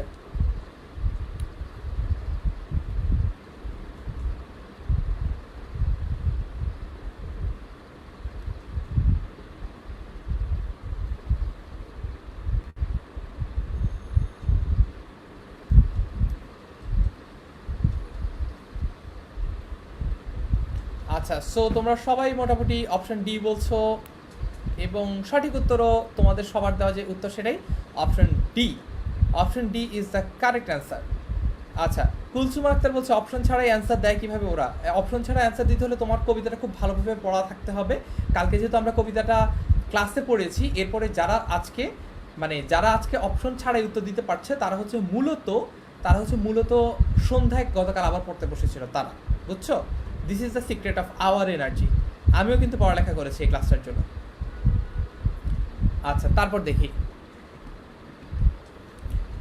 এইটা খুবই ক্রিটিক্যাল একটা প্রশ্ন। দেখো, নিচের কোন কবিতাটি অক্ষরবৃত্ত ছন্দে রচিত নয়? আমি জানি এইখানে তোমরা সবাই সঠিক উত্তর দিতে পারবে, এটা হচ্ছে সুকান্ত ভট্টাচার্যের লেখা 18 বছর বয়স কবিতাটা, কারণ আমরা শুধুমাত্র এই কবিতাটাই যেহেতু পড়েছি, এই কবিতাটার এক্সারসাইজেই যেহেতু এই প্রশ্নটা ইনপুট দিয়েছি, obviously this is too obvious যে তোমাদের এইখানে অপশন হিসেবে সুকান্ত ভট্টাচার্যের এই কবিতাটাই হবে, যেহেতু এই কবিতাটা মাত্রাবৃত্ত ছন্দে লেখা। কিন্তু একটা জিনিস চিন্তা করো তো, যখন ঢাকা বিশ্ববিদ্যালয়ে তুমি একটা পরীক্ষা দিতে গেলা, হ্যাঁ, পরীক্ষা দিতে যাওয়ার পরে তুমি যদি দেখো যে ওইখানে এই ধরনের একটা প্রশ্ন এসেছে যে নিচের কোনটা অক্ষরবৃত্ত ছন্দে রচিত না, তোমার তো তখনই মাথা হ্যাং হয়ে যাবে যে হাই হাই, তার মানে এখন আমার 4টা কবিতার ছন্দ আলাদা করে জানা লাগবে, যাচ্ছে এই কবিতার ছন্দ এটা, ওই কবিতার ছন্দ এটা, এই কবিতার ছন্দ এটা, ওই কবিতার ছন্দ এটা। তারপরে তুমি ফিগার আউট করতে পারবা যে কোন অপশনটা তোমার জন্য কারেক্ট অপশন। ঠিক আছে, আচ্ছা দেখি, অপশন এ বিভীষণের প্রতি Meghnad, option B Oikotan, option C 18 বছর বয়স এবং অপশন ডি কোনোটিই নয়। অপশন সি কি হবে? অপশন সি হচ্ছে 18 বছর বয়স। কারণ হচ্ছে এইটা অক্ষরবৃত্ত ছন্দে রচিত নয়, বরং এটা মাত্রাবৃত্ত ছন্দে রচিত। তোমাদের জন্য আরেকটা ইম্পর্টেন্ট লেসন আছে, সেটা হচ্ছে তোমরা পরীক্ষার সময় বাঁচানোর জন্য তাড়াহুড়া করবা না। তাড়াহুড়া করতে গিয়ে অনেক সময় দেখা যায় যে আমরা প্রশ্ন সম্পূর্ণ না পড়েই অ্যান্সার দিয়ে দিই। এমন হয় অনেক সময় যে স্টুডেন্টরা যেটা করে, নিচের কোন কবিতা অক্ষরবৃত্ত ছন্দে এই পর্যন্ত পড়েই তারা ঠিক করে ফেলে, তার মাথা অলরেডি প্রসেস করা শুরু করে যে যেটা অক্ষরবৃত্ত পাবো সেটাই দাগাই দেবো। এরপরে মনে করে পাইলো এই যে বিভীষণের প্রতি মেঘনাদ, অপশন এ ধূপধাপ দাগাই দিল। দাগাই দিয়ে তারপর দেখে যে হায় হায় হায় হায় হায় হায় হায় সর্বনাশ হয়ে গেছে, রচিতর পরে তো একটা নয় ছিল, তার মানে অপশনটা পুরোপুরি উল্টা হবে। তুমি যেটা ঠিক করেছো সেটা হবেই না, সেটার পুরোটুকু উল্টা হবে। এই কারণে আমাদের সবার জন্য যেটা অবভিয়াসলি মাস্ট ডু, ম্যান্ডেটরি, সেটা হচ্ছে আমাদেরকে প্রশ্নটা সব সময় সম্পূর্ণ পড়তে হবে। একবার পড়ে যদি না বুঝো দুইবার পড়ে না বুঝে 3বার পড়ো, বাট প্রশ্নটা সম্পর্কে একটা ক্লিয়ার অ্যান্ড সম্পূর্ণ ধারণা না নিয়ে তুমি অপশনস দেখতেই যাবা না, ঠিক আছে? আচ্ছা, অপশন সি টু অবভিয়াস, 18 বছর বয়স। কেউ ভুল উত্তর দাও নাই, সবাইকে ধন্যবাদ, সবাই তোমরা পারছো। সুকান্ত ভট্টাচার্যের বিখ্যাত কাব্যগ্রন্থের নাম কি? ঢাকা বিশ্ববিদ্যালয়ের ঘ বিভাগে 2013-14 সালে এই প্রশ্নটা এসেছে। যেহেতু ক্লাসের শুরুতেই তোমাদেরকে এটা আমি পড়িয়েছি, আমি এক্সপেক্ট করবো যে তোমরা অপশন ছাড়া এটা সঠিক উত্তর দিতে পারবা। একটু লিখে জানাও তো, সুকান্ত ভট্টাচার্যের বিখ্যাত কাব্যগ্রন্থের নাম কি? কমেন্টে একটু লিখে জানাও দেখি, অপশন ছাড়াই। অপশন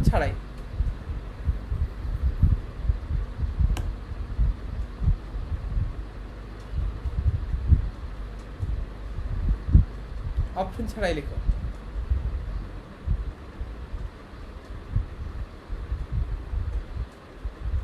দেখি কে কে লিখতে পারছো। সুকান্ত ভট্টাচার্যের বিখ্যাত কাব্যগ্রন্থের নাম কি?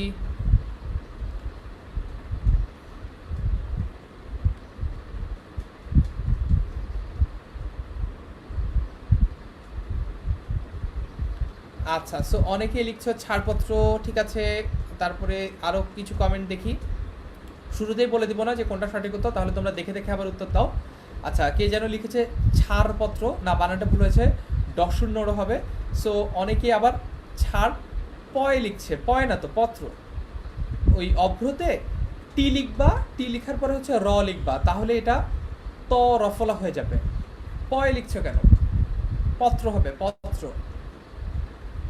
আচ্ছা, তারপরে তো সঠিক উত্তরে আছে হচ্ছে অপশন এ ছাড়পত্র, অপশন বি আকাল, অপশন সি পূর্বাভাস এবং অপশন ডি ঘুম নেই। এবং সঠিক উত্তর হচ্ছে অপশন এ, উত্তর এ হবে ছাড়পত্র। সুকান্ত ভট্টাচার্যের বিখ্যাত কাব্যগ্রন্থের নাম হচ্ছে ছাড়পত্র, ঠিক আছে? টিসি বুঝছো? টিসি আছে না, টিসি ট্রান্সফার সার্টিফিকেট, এটাই হলো ছাড়পত্র। আচ্ছা, ইম্পর্টেন্টলি এই প্রশ্নটা এসেছে ঘ বিভাগে ডি ইউনিটে 2013-14 সালে। এই কারণে এই ধরনের প্রশ্ন কিন্তু ইম্পর্টেন্ট। আজকের ক্লাসে একটা জিনিস দেখেছো, আমি কিন্তু তোমাদেরকে ইম্পর্টেন্ট ইনফরমেশনগুলোই পড়িয়েছি, যেগুলো কিনা বিভিন্ন বিগত বছরের প্রশ্নগুলোতে এসেছে। তারপরে 18 বছর বয়স কোন ছন্দে রচিত? ঢাকা বিশ্ববিদ্যালয়ের গ বিভাগে 2006-7 সালে প্রশ্নটা এসেছে। এটার অপশনটা আমরা আগেই পড়েছি ইম্পর্টেন্ট ইনফরমেশন পড়ার সময়। অপশন এ মাত্রাবৃত্ত, অপশন বি অক্ষরবৃত্ত, সি দলবৃত্ত এবং ডি হচ্ছে কি বৃত্ত? ডি হচ্ছে স্বরবৃত্ত। অপশন এ মাত্রাবৃত্ত, যেটা আমরা আগেই পড়েছি। এইটা ফার্দার এখন এক্সপ্লেন করলাম না, কারণ ছন্দ নিয়ে তোমাদের আলাদা যদি ক্লাস নেওয়ার সুযোগ হবে সেখানেই আমরা এক্সপ্লেন করব। তারপর সপা, সপা শব্দটার ব্যুৎপত্তিগত নির্দেশ হচ্ছে কি? এই প্রশ্নটা এসেছে 2011-12 সালে ঢাকা বিশ্ববিদ্যালয়ের খ বিভাগে বা বি ইউনিটে। এটার অপশন হচ্ছে স্বপন, সর্প, সমর্পণ এবং ডি সর্পা। সপা মানে হচ্ছে কোনো কিছু দিয়ে দেওয়া, আত্মসমর্পণ আছে না, সেইটা। সো এটার উত্তর হবে অপশন সি সমর্পণ, অপশন সি সমর্পণ। আচ্ছা, তারপরে এখন আমরা বিগত বছরের প্রশ্নগুলো তো পড়ে ফেললাম, তাই তো? বিগত বছরের প্রশ্নগুলো আমরা পড়ে ফেলেছি। এখন আমরা কিছু গুরুত্বপূর্ণ প্রশ্ন পড়বো, যেগুলো কিনা আপকামিং ইয়ার্সে প্রশ্ন হতে পারে। আগের বছর প্রশ্নগুলো আমরা পড়ে ফেলেছি, ডান, সবগুলো সলভ করতে পেরেছি, সবাই তোমরা সঠিক উত্তর দিতে পেরেছো। তোমাদের কারেক্ট অ্যান্সার দেওয়ার রেট 95%-এরও বেশি। This is the real proud moment for me, যখন তোমরা সব কিছু পড়েছো বুঝেছো, এইটা কিন্তু একটা ভালো ব্যাপার, বুঝছো। আমি কালকে একটা জিনিস চিন্তা করছিলাম তোমাদের ফিডব্যাক দেখে এবং সব কিছু দেখে, একটা জিনিস আমি চিন্তা করছিলাম যে আচ্ছা 18 বছর বয়স কবিতাটা কি একটা ক্লাসেই নেওয়া উচিত ছিল, কারণ কেউ কেউ আমাকে এটা বলেছে যে একটা ক্লাসে নিলেই ভাই আসলে ভালো হতো। দেন আই ফিগার্ড আউট যে একটা ক্লাসে যদি নেওয়া হতো তাহলে হতো কি জানো, তোমরা কবিতাটার সাথে অ্যাটাচড হতো না। তার মানে দেখা যেত আজকে যে কোশ্চেন সলভগুলো তোমাদের আমি করেছি, অনেকগুলো কোশ্চেনই তোমরা কিন্তু অ্যান্সার করতে পেরেছো জাস্ট বিকজ অফ তোমরা গতকালকে ক্লাসটা মনোযোগ দিয়ে করেছো। এখন এমন যদি হতো যে আমি এই আজকের যে কোশ্চেনগুলো সলভ করছি এগুলো গতকালকেই তো আমি চাইলে সলভ করে দিতে পারতাম, ক্লাসটা একটু লেংদি হতো, বোরিং হতো, সবই ঠিক আছে, কিন্তু গতকাল যদি আমি তোমাদেরকে আজকের এই ক্লাসের কোশ্চেনগুলো সলভ করে দিতাম, যেহেতু তোমাদের আগে পড়া নাই বা অনেক দিন ধরে পড়া নাই, পড়া থেকে একটু দূরে আছো, দেখা যেত যে তোমরা বেশিরভাগই অ্যান্সারটা দিতে পারতা না। এই কারণেই একদিন গ্যাপ দেওয়ার ফলে যেটা হয়েছে, তোমাদেরকে আমি প্রথমে পুরো কবিতাটা পড়িয়েছি, তারপর হচ্ছে তোমরা সময় পেয়েছো নিজেরা একটু দেখে নেওয়ার, একটু বুঝার, নিজেরা একটু ছোটোখাটো টুকটাক অল্প অল্প, খুব বেশি না, অল্প অল্প টুকটাক একটু যারা পড়েছো, চোখ বুলেছো, তারাই কিন্তু আজকে সবগুলো সঠিক উত্তর দিতে পেরেছো। এবং একটা জিনিস বলো তো, 18 বছর বয়স থেকে এই যে বোর্ডে এতগুলো যে প্রশ্ন এসেছে, ঠিক আছে, বিগত বছরের পরীক্ষায় কোনোটাই কি খুব কঠিন, কোনোটাই কি এমন যে তুমি পারবা না, পারবা, কিন্তু একটু রেগুলার বেসিসে যদি পড়ো তাহলে কিন্তু পারবা। সো এখন আমি একটু আচ্ছা, সো তোমরা একটা কাজ করো, সেটা হচ্ছে এই যে 10টা কোশ্চেন তোমাদেরকে সলভ করালাম, তোমরা একটু তোমাদের স্কোরটা লিখে জানাও। 9 out of 10 Aditya Barua already বলেছে, তোমরা একটু লিখে জানাও। হাবিবা সুলতানা বলছে 10 আউট অফ 10, শাবাশ। রুটো বলছে 0 আউট অফ 10। তোমরা তোমাদের এই স্কোরটা কত সেটা লিখে জানাও, আমরা একটু আপকামিং ইয়ার্সে যে প্রশ্নগুলো আসতে পারে সেগুলো নিয়ে একটু আলোচনা করি। সুকান্ত ভট্টাচার্য কত বছর বয়সে মারা যান? সুকান্ত ভট্টাচার্য মারা যান 21 বছর বয়সে, ঠিক আছে, 21 বছর বয়সে। 18 বছর বয়স কবিতায় জীবনের কোন সময়ের বৈশিষ্ট্য তুলে ধরা হয়েছে? 18 বছর বয়স কবিতায় জীবনের কোন সময়ের বৈশিষ্ট্য তুলে ধরা হয়েছে? অপশনের যে উত্তর সেটা হচ্ছে বয়সন্ধিকালের, বয়সন্ধিকালের, ঠিক আছে। বিপদের মুখে 18 বছর বয়স থাকে, কিরকম থাকে আমরা সবাই জানি, কিরকম থাকে? অগ্রণী। কখন হাল ঠিক মতো রাখা ভার? হাল মানে কি জানো? হাল মানে কিন্তু এই যে হাল চর্চা না, হাল মানে হচ্ছে ব্যালেন্স। তার মানে হচ্ছে জীবনে যখন তুমি অনেক আগাচ্ছ তখন কিন্তু হাল ঠিক মতো রাখা ভার হচ্ছে দুর্যোগে বা ঝামেলার মধ্যে, বিপদের মুখে। তুফান শব্দটা কবিতায় কি অর্থে ব্যবহৃত হয়েছে? কমেন্টে লিখে জানাও তো, তুফান শব্দটা কবিতায় কি অর্থে ব্যবহৃত হয়েছে?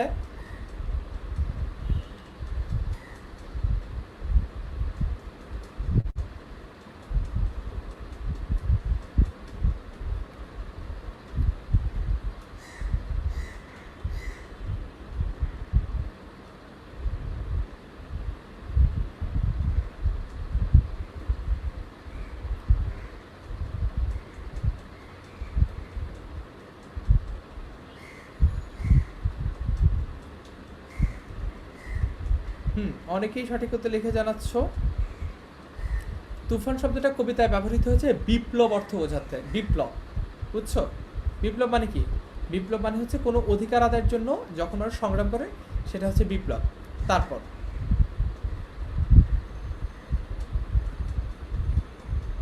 কখন কানে মন্ত্রণা আসে? কখন, এটা আমাদের সেকেন্ড লাস্ট স্লাইড, মানে হচ্ছে এইটাই শেষ স্লাইড আর কি, ঠিক আছে। এরপর তোমাদের ধন্যবাদ দেওয়ার জন্য আরেকটা স্লাইড আছে জাস্ট। কখন কানে, একদম ছুটির কাছাকাছি চলে এসেছে, আমরা একটু মনোযোগ দিয়ে ক্লাসটা শেষ করি। কখন কানে মন্ত্রণা আসে? যৌবনের সময় বা হচ্ছে কৈশোর উত্তীর্ণ হওয়ার পরপরই।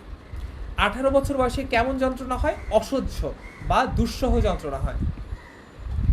ফ্যাসি বিরোধী লেখক সংঘের পক্ষে লেখা কাব্যগ্রন্থের নাম কি? আকাল, আকাল। 18 বছর বয়সে মানুষ বেদনায় কিভাবে কাঁপে? মানুষ বেদনায় কিভাবে কাঁপে? থর থর, তার মানে হচ্ছে এইভাবে করে কাঁপে মানুষ। সুকান্ত কোথায় সম্পাদকের দায়িত্ব পালন করেছেন? আমি হলে বুঝছো লেখার চেষ্টা করতাম যে টেবিলে, মানে টেবিলে বসে উনি সম্পাদকের দায়িত্ব পালন করেছেন। যাই হোক, জোকস অ্যাপার্ট, সুকান্ত ভট্টাচার্য দৈনিক স্বাধীনতা এই যে পত্রিকাটা রয়েছে, এই পত্রিকাটার কিশোর সভা অংশে সম্পাদকের দায়িত্ব পালন করেছেন। এবং এর মাধ্যমেই তোমাদের 18 বছর বয়স যে কবিতাটা রয়েছে, এই কবিতাটার ক্লাস নেওয়া আমার এন্ড থেকে শেষ হলো। বাট এমন না যে তোমাদের জন্য কাজকর্ম শেষ, তোমাদের জন্য মাত্র জাস্ট শুরু হলো। আমি যেখানে শেষ করলাম আমার হলো তোমার হলো শুরু, আমার হলো সারা, ঠিক আছে? আমি যেখানে শেষ করলাম তোমরা এখান থেকেই শুরু করে দিবে, এখান থেকেই পড়া শুরু করবে, ঠিক আছে? আচ্ছা, তো এখন তার মানে কি? তার মানে হচ্ছে তোমরা এইখান থেকেই পড়ালেখা করে নিয়মিত চর্চা করবে, তাহলে তোমরা সব কিছু পারবে। আশা করি এই যে 18 বছর বয়স কবিতাটা নিয়ে তোমাদের ক্লাস নিয়েছি, এই ক্লাসটা তোমাদের ভালো লেগেছে। আমাকে একটু কমেন্টে লিখে জানাবে যে তোমাদের ক্লাসটা কেমন লেগেছে। আমি একটু ফিডব্যাক তো এমনিতেই গুগল ফর্মে তোমরা দাওই, তার পাশাপাশি যদি একটু ফিডব্যাক দিতা, এটা একটা ইনস্ট্যান্ট গ্র্যাটিফিকেশন হিসেবে কাজ করে। ফর্মালি ক্লাস তোমাদের শেষ, ঈদের শুভেচ্ছা সবাইকে। আর কমেন্টে একটু লিখে জানাও যে আজকের ক্লাসটা কেমন লেগেছে, কোনো কিছু পাল্টাতে হবে কিনা, ঠিক আছে? আর পড়াটা জমিয়ে রেখো না, সবার উদ্দেশ্যে একটা জিনিস বলি, পড়াটা জমিয়ে রেখো না। আজকে যে 18 বছর বয়সটা পড়লাম, ঠিক আছে, এটা যদি তুমি আমার ক্লাসের পর জাস্ট 1 ঘন্টা পড়ো, জাস্ট 1 ঘন্টা, একদম পরীক্ষা পর্যন্ত এটা চলবে। কিন্তু আজকে যদি না পড়ো, কারণ এখন যে ফ্লোটাতে আসছো না তুমি, সব কিছু বুঝছো টুচ্ছ, ঠিক আছে, এই ফ্লোটা যদি মিস করো তাহলে পরে পড়লে দেখা যাবে যে 3-4 ঘন্টা পড়লেও তুমি ক্যাপচার করতে পারছো না, ঠিক আছে? আচ্ছা, তো আজকে তোমাদের টাস্ক হচ্ছে শুদ্ধ বানান যেগুলো, সেগুলো তোমরা লিখবা, নিজেরা খাতায় লিখবা, পাশাপাশি তোমরা কবিতাটা আরেকবার নিজেরা পড়বা, ঠিক আছে? পড়লেই তোমরা সব কিছু পারবা। তো আজকের ক্লাসটা সবাই বলছে অনেক ভালো লেগেছে, তোমাদের সবাইকে অনেক অনেক ধন্যবাদ জানিয়ে এবং ঈদের শুভেচ্ছা জানিয়ে আজকের ক্লাসটা আমরা এখানেই শেষ করছি। আমাকে কমেন্টে যদি তোমাদের কোনো কিছু জানানোর থাকে জানাতে পারো, অথবা যে ফিডব্যাক ফর্মটা লিঙ্ক অলরেডি গ্রুপে দেওয়া আছে, সেখানে আমি আজকের ক্লাসটার জন্য অপশন অ্যাড করে দিচ্ছি। সেই অপশনে গিয়েও তোমরা আজকের ক্লাসটাকে স্কোর করতে পারো, আজকের ক্লাসটা কোন জিনিসটা ভালো লেগেছে সেটা লিখে জানাতে পারো, কোন জিনিসটা খারাপ লেগেছে সেটা লিখে জানাতে পারো, সামনের ক্লাসের প্রশ্ন কী আছে, বিগত ক্লাসের প্রশ্ন কী আছে, এগুলো নিয়েও আমাদেরকে বলতে পারো। আমরা একদম সবার শেষে একটা কোশ্চেন অ্যান্সার সেশনও আয়োজন করতে পারি, ঠিক আছে? সো সবাইকে অনেক ধন্যবাদ। আজকে ক্লাসে তোমাদের ফিডব্যাক অনুযায়ী কমেন্ট একদমই কম পড়েছি, আজে বাজে কমেন্ট পড়ি নাই, অফ টপিকে সময় কম নষ্ট করেছি, বাইরের কোনো গল্প করি নাই। তোমরা যদি চাও আমি এভাবেই কন্টিনিউ করতে পারি, আমার কোনো সমস্যা নাই, ঠিক আছে? যদি একটু মনে হয় ক্লাস বোরিং মনে হচ্ছে, সেটাও আমাকে কাইন্ডলি লিখে জানাবে, আমি তখন আবার একটু জোকস বলার ট্রাই করবো, তোমাদেরকে একটু হাসানোর ট্রাই করবো, তোমাদের কনসেন্ট্রেশন আবার ব্যাক করানোর ট্রাই করবো। আল্লাহ হাফেজ সবাইকে, আজকের মতো এখানে শেষ করছি। ঈদের শুভেচ্ছা, ঈদ মুবারক। ঈদের পরে আবারও দেখা হবে, টাটা।